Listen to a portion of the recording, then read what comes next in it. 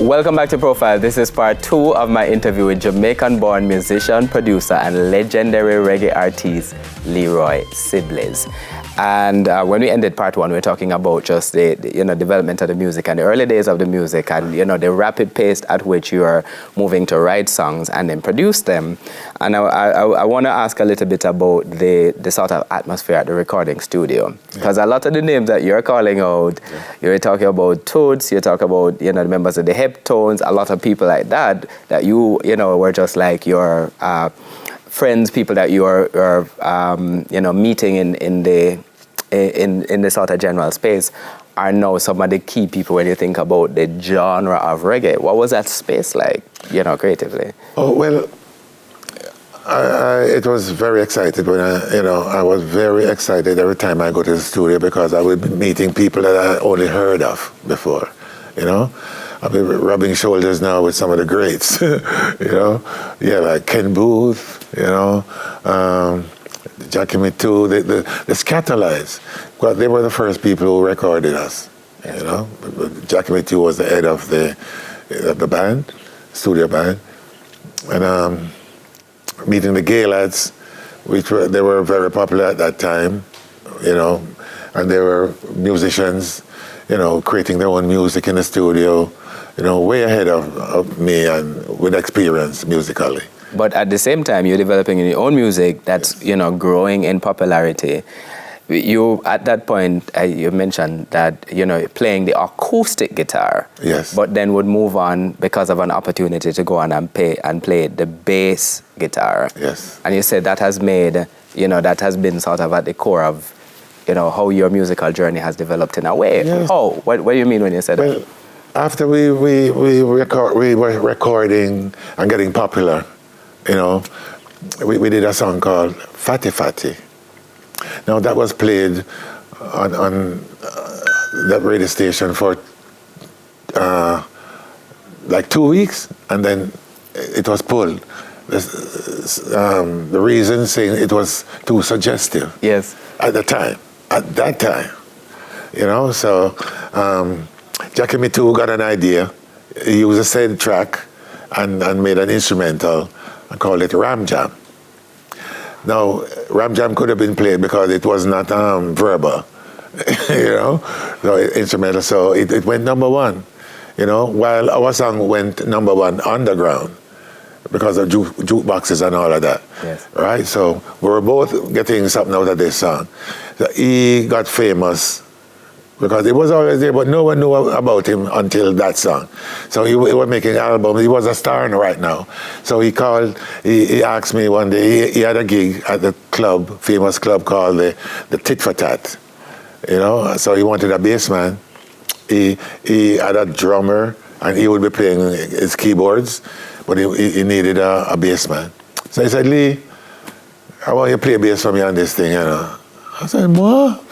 Went in there and we killed it, I was nervous as hell because I've never ever, done anything like this before. But I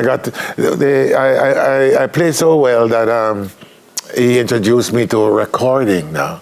Hold on, before you go to get recording, I want to talk a little bit about the bass. All right, so bass, musical instrument like a guitar, but plays very, very low notes. Yes.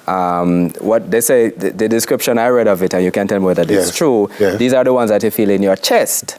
Yes. When the music has a deep thumping sound. Exactly. So, make it for me. Make the bass sound. Give me an example of what you mean. Boom, boom, boom, boom, boom, boom, boom, boom, boom. Boom, boom, And so this works with the drums? Yes. So this is the beat of the song. This is the music part of the beat. Part of the beat of the song, because the drum, he has a part of it too. The drums, he signifies the timing. He holds that, while he plays a pattern that usually coincides with the line that the bassman plays. I know that I was part of the foundation of the music. You know what I'm saying? You obviously, all of the parts. You say you used to sing them, you had to sing them for other people, you had to arrange them and all of that. Yes. But this kind of focus on the bass kind of changed your direction in a sense? No, because it had me just where I wanted to be. because I was a creative person. I was flowing with creations, you know, with ideas musically. So playing the bass guy, that's why I came up with all these great lines. And I come up with as a reggae bass player, I have played some of the most popular bass lines in the business. Once you hear them, you know them. I have heard this. I've heard this before. No, in that sense of something you've heard before. No, what I'm really saying is, how we used to do it, a singer would come, you know, I would be a part of the studio band. Eventually, that's where I was. And when Jackie Me2 actually left for Canada, I became the Jackie Me2 of Studio One. Yes. You know, because I had the creative structure in me. I had that vibe, the creative vibes. Most of those horns and stuff that you hear, because of doing arrangement for the Heptones, most of those melodic horns you hear are my creations. And they would wait until I tell everyone. They trusted me so much, you know, after proving myself, that they waited on me. I would say, you play this, you do this, boom, boom, boom. Horns, this is it. Da, da, da, da, you know, and the trombone, da, da, da, to harmonize. Most of those are harmonic lines. Those instrument sounds, you're making them, you're also playing them for them. No, I was making them. You're just singing them? Yes. Okay. Because I did not get the chance to go to school like Jackie Me2. All those guys went to musical school, you know. All of my thing came naturally. All of this I'm telling you about.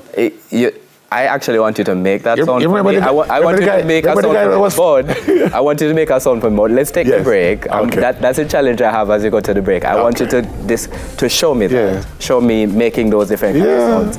But let's take our break on Profile. My guest is Jamaican-born musical legend Leroy Sibbles, and we are back with you on the other side of these messages.